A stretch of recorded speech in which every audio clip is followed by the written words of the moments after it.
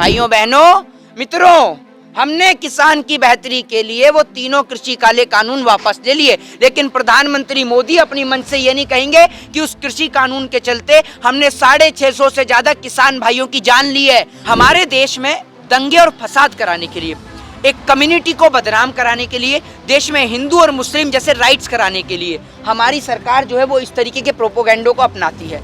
सरकार का सीधा मंशा थी ये कि किसी भी प्रकार से दिल्ली के अंदर जब देश के किसान घुसते हैं और ट्रैक्टर मार्च करते हैं तो उनको किसानों को बदनाम कर उन्हें आतंकवादी, खालिस्तानी या टेररिस्ट साबित कर दिया जाए। जो शहीद हुए हैं 650 से ज्यादा, इनकी मौत का जिम्मेदार कौन है? इनकी मौत का जिम्मेदार हमारे देश में हमारे देश की सरकार है। मोदी जी की दाढ़ी से पाकिस्तान नहीं डरता, सरहद पे खड़े देश के जवान से पाकिस्तान भी डरता है और चाइना भी डरता है। देश के प्रधानमंत्री की और भाजपा सरकार की एक आदत है दंगे फसाद करा के थूक के चाटने वाली। नमस्कार, मेरा नाम बीना है और आप द इंडिया टॉप देखना शुरू कर चुके हैं। कृषि कानून बिल जो नया आया था उसको आज मोदी सरकार ने वापस ले लिया है और इसको लेकर तमाम तरह की अटकलें भी लगाई जा रही हैं कि यूपी चुनाव को जीतने के लिए ऐसा किया जा रहा है। इसके साथ ही तमाम तरह के राजनीतिक दल जो मोदी सरकार के विपक्ष में खड़ी है वो लगातार कई तरह के आरोप भी लगा रही है। ऐसे में एक युवा वक्ता है जिनका नाम मोहित शर्मा है, जो अलग अलग प्लेटफॉर्म पर काफी एक्टिव रहते हैं और खुलकर मोदी का विरोध करते हैं। ऐसे में उन्होंने क्या कुछ कहा है आप सुनिए इस वीडियो में। देखिए, सरकार की आदत पुरानी है, पहले हजारों लोगों को, ठीक है ना, मौत के घाट उतरवाना और उसके बाद में सिर्फ राजनीति के चलते उसको वापस ले लेना, ये सरकार की एक पुरानी आदत है। सरकार ने, आपको याद होगा कि एक दिसंबर के टाइम पे ही एक नया स्वरूप छोड़ा था जिसको बोला गया था CNRC, जिसको हमने बोला था सिटीजन अमेजमेंट एक्ट। आपने देखा होगा उसके नाम पे देश की राजधानी में कितने दंगे और फसाद हुए। तब से लेकर आज तक देश की राजधानी ठीक से खुली नहीं थी। उसके बाद सिटीजन अमेजमेंट एक्ट पे कुछ काम हुआ या नहीं हुआ उस बात का हमें और आपको बिल्कुल नहीं पता। CA और NRC को लेकर कोई काम हुआ या नहीं हुआ हमें नहीं पता, लेकिन सरकार ने देश में दंगे और फसाद कराने के लिए, चुनाव जीतने के लिए, क्योंकि उस टाइम पे देश की राजधानी के अंदर चुनाव था, तो चुनाव को जीतने के लिए देश की सरकार ने ये सब प्रोपोगेंडा अपनाया था। एक बार फिर देश की सरकार ने क्या काम किया कि जब सरकार को नजर आया कि यूपी का चुनाव नजदीक है, हिंदू मुस्लिम नाम का जो स्टंट है वो अब यहाँ पर नाकाम हो रहा है, असफल हो रहा है, तो सरकार ने एक ट्रेंड जारी कर दिया और वो था ट्रेंड क्या कहते हैं, तीनों काले कृषि कानूनों का, जिसको लेकर सरकार ने कई हजारों किसानों की संख्या में, आपने देखा होगा कई किसानों की संख्या 650 से तकरीबन ज़्यादा जो किसान हैं वो हमारे शहीद हुए। वो किसान वहाँ पर बिना बात शहीद हुए। अगर आपको कृषि कानून वापस लेना ही था तो आप पहले दिन वापस ले सकते थे, नहीं ले सकते थे। तो आपने ये जो 650 लोग हैं जो शहीद हुए हैं, 650 से ज़्यादा, इनकी मौत का जिम्मेदार कौन है? इनकी मौत का जिम्मेदार हमारे देश में हमारे देश की सरकार है। और दूसरी बात यह कि सरकार ने, प्रधानमंत्री ने ट्विटर पर लिख दिया कि तीनों कृषि काले कानून वापस, किसान घर चले हैं, तो ऐसे नहीं होता। पार्लियामेंट का सत्र शुरू होगा और पार्लियामेंट का सत्र शुरू होने में तकरीबन अभी 5 से 10 दिन बाकी हैं। तो जब पार्लियामेंट का सत्र शुरू होगा तो आप सत्र के अंदर संसद में उसको रखेंगे और संसद के सत्र से उसको खारिज करेंगे। उसके बाद में जो किसान शहीद हुए हैं उन्हें शहीदों का दर्जा देंगे। फिर उसके बाद जो हमारे किसान भाई जिनके ऊपर बेबुनियादी आरोप लगाकर उनको जबरदस्ती जेल के अंदर बंद किया गया था, जिनके ऊपर जबरदस्ती मुकदमे दायर किए गए थे, उनको जेल से बाहर निकाला जाए। उनके ऊपर जो मुकदमे लगे हैं वो मुकदमे हटाए जाएं। फिर किसान का जो कर्जा है वो कर्जा माफ़ किया जाए और जो तमाम फसलें जो हैं उन पे MSP की गारंटी दी जाए, जिसकी बात लगातार देश के किसान कर रहे हैं। ये लड़ाई जो इतने समय से हुई थी, ये तीनों कृषि कानून को लेकर थोड़ी हुई थी। अब अगर लड़ाई के लिए हम लोग बैठे हैं तो किसान की बेहतरी के लिए बैठे हैं, और किसान की बेहतरी जब ही होगी जब तीनों कानून के साथ में जो लोग बंद हैं अंदर उनको भी बाहर निकाला जाए। किसानों के ऊपर जितने भी मुकदमे दर्ज हुए थे अभी तक इस आंदोलन के चलते, वो सारे मुकदमे वापस लिए जाएं और जितने भी किसान भाई शहीद हुए हैं उनको शहीद का दर्जा दिया जाए, उनके परिवार को मुआवजा दिया जाए। जी, क्या लगता है कि जो पुराना कानून है वो सही है देश के लिए? देखिए, मैं आपको एक बात सीधे तौर पे बता दूं, अगर पुराना कानून सही नहीं था तो गलत भी नहीं था, मैं आपको इतनी बात कह दूं। और अगर वो ये वाला जो नया कानून था ये गलत था, तभी सरकार जो है वो बैकफुट पे आई है, और ये बात सरकार को लगातार समझाने का प्रयास किया जा रहा था। दूसरी बात ये कि आप इस बात को देश के अंदर समझ के देखिए, हमारे देश में दंगे और फसाद कराने के लिए, एक कम्युनिटी को बदनाम कराने के लिए, देश में हिंदू और मुस्लिम जैसे राइट्स कराने के लिए हमारी सरकार जो है वो इस तरीके के प्रोपोगेंडो को अपनाती है। सरकार का सीधा मंशा थी ये कि किसी भी प्रकार से दिल्ली के अंदर जब देश के किसान घुसते हैं और ट्रैक्टर मार्च करते हैं तो उनको किसानों को बदनाम कर उन्हें आतंकवादी, खालिस्तानी या टेररिस्ट साबित कर दिया जाए। लेकिन सरकार की यह मंशा असफल रही।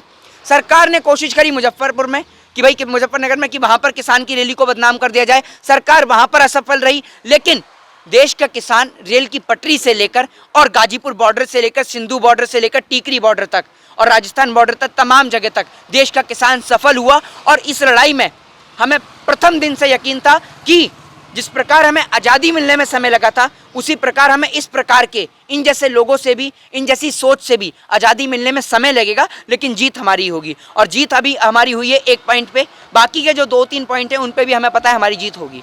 जी मोहित जी, एक सवाल है, आपने कहा कि जीत आपकी हुई है, किसान बिल को वापस ले लिया गया है, लेकिन ये ठीक उस समय लिया गया जब पंजाब में चुनाव होना है, यूपी में चुनाव होना है। तो मैं आपसे क्या कह रहा हूँ, नहीं, आप सीधे तौर पे इस बात को समझिए कि सरकार का सीधे तौर पे करना यही था कि भैया लोगों की सिंपैथी को हासिल कर लेना।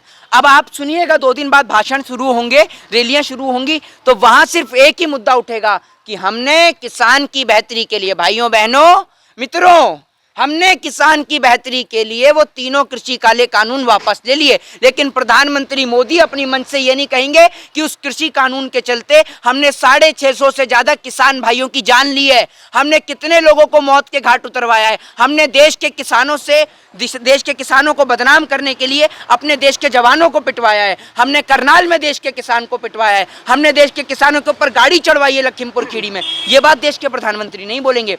आपने देखा होगा कि दिल्ली के अंदर जब देश के किसान घुसते हैं तो किस प्रकार से मिलिट्री के जवानों के द्वारा, जो मिलिट्री के जवान जो उन्हीं किसानों के बेटे हैं, उनको किस प्रकार से एक तरीके से एक असमंजस में खड़ा कर दिया जाता है कि वो किस प्रकार वो बेटे अपने पिता के ऊपर लाठीचार्ज करें, समझ रहे हैं? तो एक समस्या में खड़ा कर दिया जाता है। तो ये इनकी मंशा है, क्योंकि वहाँ मिलिट्री के अंदर देश की सरहदों के ऊपर और देश की पुलिस में लेकर तमाम जगह पर एक भी नेता का बेटा नहीं है। IAS IPS मिल जाएंगे। अभी लिपि सिंह को देख लीजिए आप, क्या किया था उन्होंने बिहार के मुंगेर में, याद होगा आपको, जलियांवाला बाग बनाया था, पूरे देश को याद है वो जलियांवाला बाग, जब माँ दुर्गा की मूर्ति का विसर्जन हो रहा था। तो ये लोग ऐसे लोग हैं। बाकी मिलिट्री के अंदर, आर्मी के अंदर इन जैसे लोगों को भर्ती भी नहीं किया जाएगा, क्योंकि ये लोग हार्वर्ड यूनिवर्सिटी से पढ़ने वाले लोग हैं, ये लोग ऐशोआराम में पलने वाले लोग हैं। ये क्या जाने कि मिलिट्री वालों की ड्यूटी क्या होती है। आप और हम अगर आज चैन से सोते हैं, वो इसलिए कि हमारे देश का जवान खड़ा हुआ है वहाँ पर। इसलिए नहीं सोते कि मोदी जी की दाढ़ी बड़ी है या छोटी है। मोदी जी की दाढ़ी से पाकिस्तान नहीं डरता, सरहद पे खड़े देश के जवान से पाकिस्तान भी डरता है और चाइना भी डरता है। जय हिंद जी।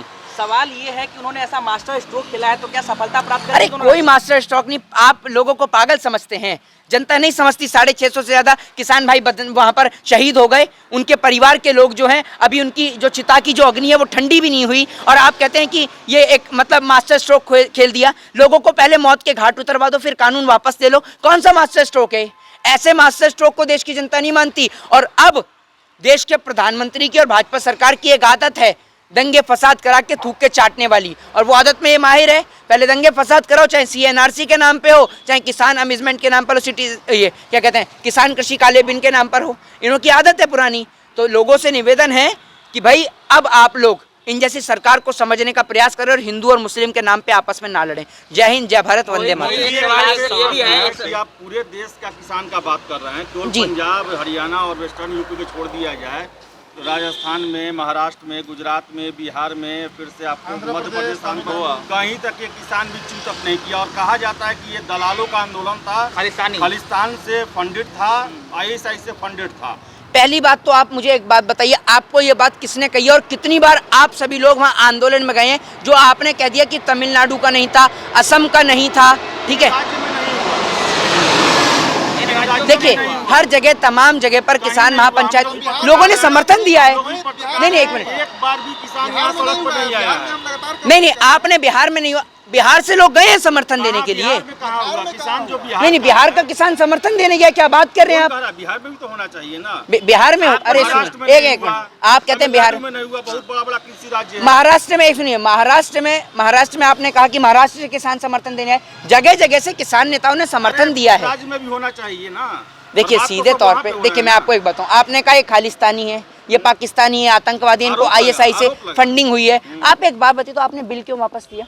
बिल का मुझे नहीं पता, वो सरकार क्यों नहीं पता आपको? जब आपको, अरे भाई आपको इतना पता, आपको इतना, ये बात आपको कैसे पता चली कि ये आतंकवादी हैं? बिहार में मैं नहीं देखा किसी एक आदमी को खड़ा होकर कहते हुए कि ये किसान बिल जो है गड़बड़ है। आप कैसे कह सकते हैं बात? पूर्वांचल में नहीं देखा मैंने, आपको नहीं जी, लगता जी। मैंने मध्य प्रदेश में नहीं देखा। विपक्षी पार्टियां जो है वो भी रोटी सेकने के लिए ये सब कर रही थी? विपक्षी पार्टी के द्वारा इतना बड़ा, एक बात आप मुझे बताइए, इस देश के अंदर, यूपी के अंदर कितनी सीटें आती हैं?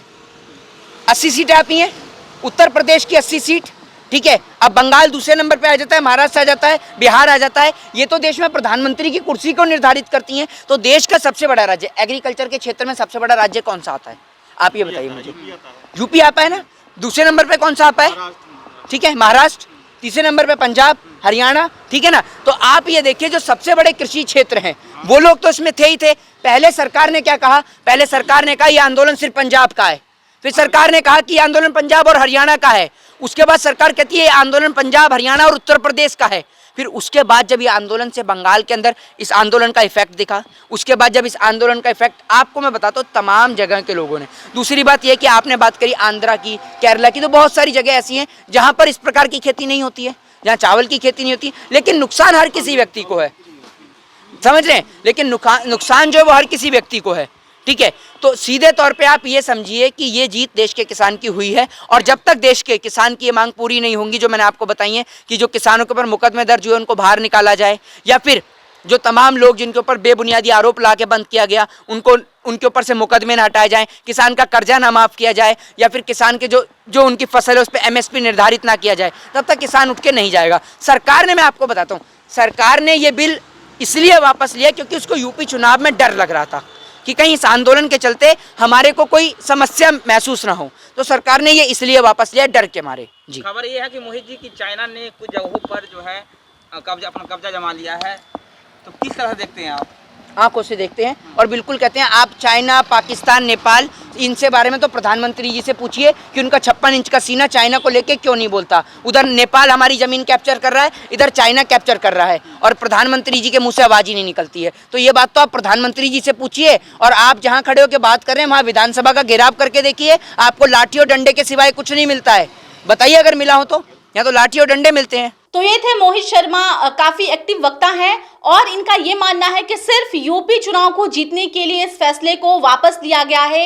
इसके पीछे मोदी सरकार का सिर्फ और सिर्फ यही मकसद है, ना कि किसानों की मदद करना और उनके हित में काम करना। ऐसे में उन्होंने ये भी कहा है कि जब मोदी सरकार की ये प्रोपेगेंडा फेल हो गई कि हिंदू मुस्लिम की राजनीति अब आगे नहीं हो सकती, तो ऐसे में वो एक बार फिर किसानों का समर्थन चाहते हैं। आपको क्या लगता है? आप भी अपने सुझाव हमें कमेंट के जरिए दे सकते हैं। इसके साथ ही अगर अब तक आपने हमारे YouTube चैनल को सब्सक्राइब नहीं किया है तो इसे सब्सक्राइब कर लें और ऐसे अन्य तमाम बड़ी खबरों के लिए बने रहें द इंडिया टॉप के साथ। धन्यवाद।